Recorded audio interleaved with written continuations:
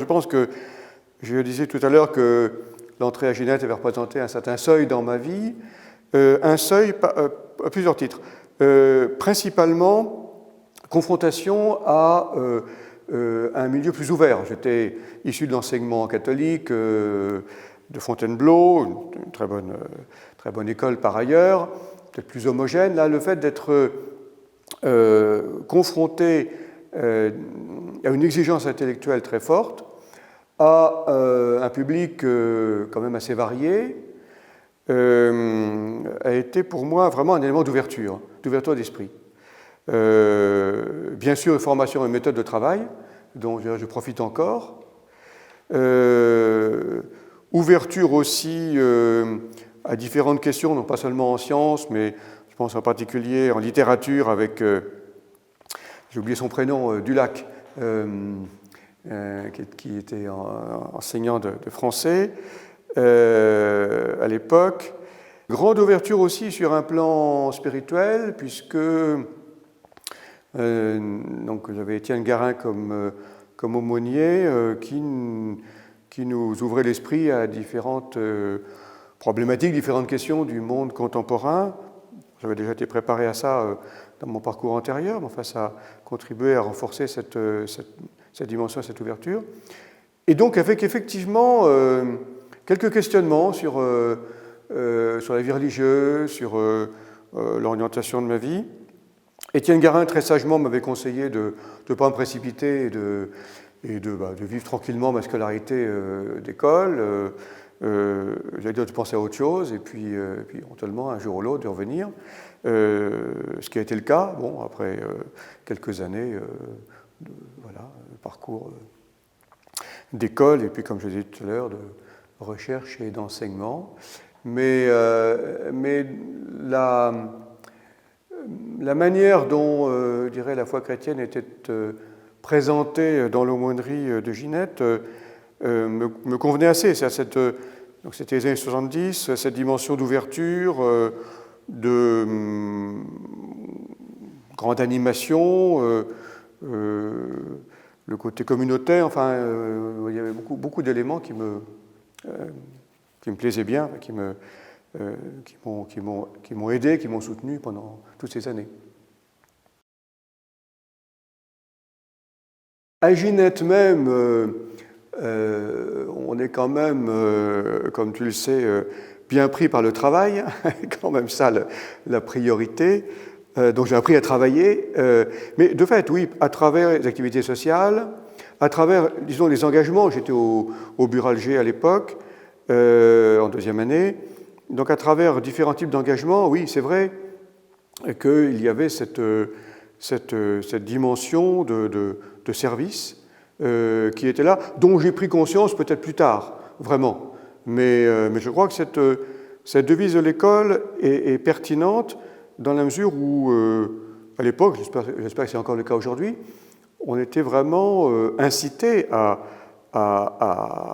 s'ouvrir l'esprit, à s'ouvrir le cœur à d'autres questions, à d'autres personnes, à d'autres problématiques que celles que l'on pouvait aborder dans le cadre de la scolarité. Donc de ce point de vue-là, oui, le service en tant qu'ouverture, en tant que relation à autrui, était fort présent dans ce parcours. Oui, alors je constate que mes amis de l'époque de formation sont essentiellement des gens de Ginette. C'est mes plus anciens amis, on peut dire, que j'ai encore conservés, mais là, quelques-uns avec qui, de loin en loin, j'ai quelques relations, mais vraiment les plus proches datent de l'époque de Ginette. Il y a vraiment, je trouve, un esprit de camaraderie qui est très fort, le fait de s'être coltinés ensemble à des mêmes questions et des questions difficiles, à s'être affrontés ensemble à des questions difficiles, crée des liens qui restent. Là, samedi prochain, je vais célébrer un mariage de fils d'amis de Ginette. Les liens se perpétuent avec le temps. Donc, vraiment, ça crée des relations effectivement très fortes. Effectivement, c'est une question que je me pose depuis mes années de formation en sciences. En tant que croyant, peut-on être scientifique ? Bon, Alors, si on voulait être sérieux, il faudrait beaucoup plus de temps pour la développer. Je dirais très simplement qu'il s'agit évidemment de deux approches du monde qui sont transversales.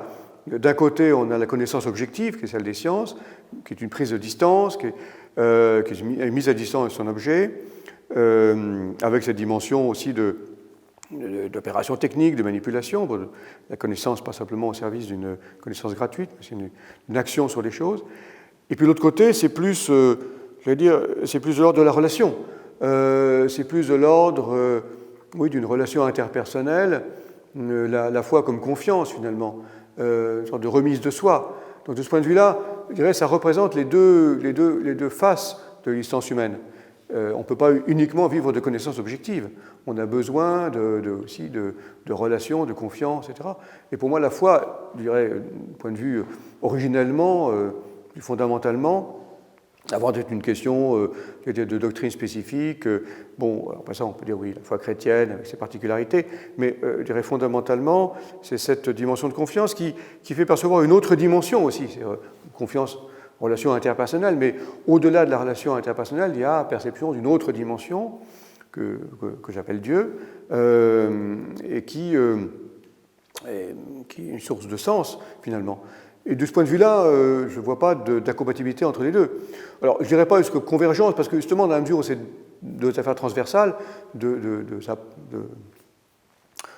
manière de se rapporter au monde transversal, voilà, c'est transversal. Ça peut se rencontrer, mais je ne mets pas, bien sûr, sur le même plan.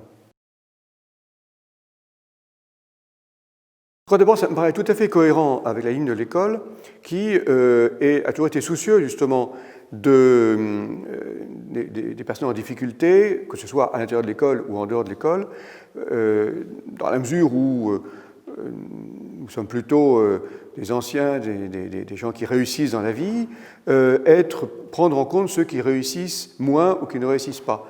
Et ça a vraiment été toujours un point d'assistance aussi, j'aurais pu le mentionner davantage tout à l'heure, un point d'assistance dans la présence de l'école, cette sensibilité à ceux qui ont des difficultés, voire aux laissés pour compte ou aux perdants.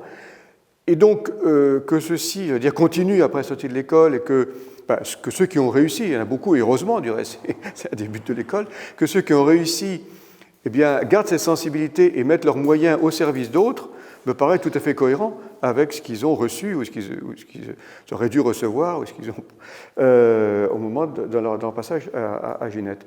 Et donc que ce soit effectivement pour des élèves de l'école qui beaucoup méritent de faire des bonnes études et n'ont pas les moyens de le faire, donc leur donner les moyens concrets financiers de le faire, aussi à travers le réseau des arpèges, par exemple, des jeunes en difficulté qui ont des capacités pour étudier, donc leur donner les moyens concrets de le faire, des écoles de production, enfin voilà, tous ces lieux, à l'étranger aussi. Il y a beaucoup de lieux, et je pense que c'est très important dans une société qui parfois risque de ne pas être très sensible aux inégalités et à la croissance des inégalités, qui peut avoir tendance à se replier un peu sur ses propres, son entre-soi ou ses petites tribus, de rester sensible à ce qui se passe en dehors, dans les périphéries, comme dit le pape François, de traverser la rue, pour prendre une métaphore du président Macron, peut-être dans un sens un peu différent, de traverser la rue pour rencontrer d'autres personnes, de percevoir leurs besoins et de voir que l'on peut les aider à avancer. C'est pas de la charité au sens un peu plat du terme, c'est vraiment donner les moyens à des personnes qui n'ont pas au point de départ pour progresser et pour aider finalement la collectivité. Tout le monde en profitera, je crois. À terme, tout le monde en profitera.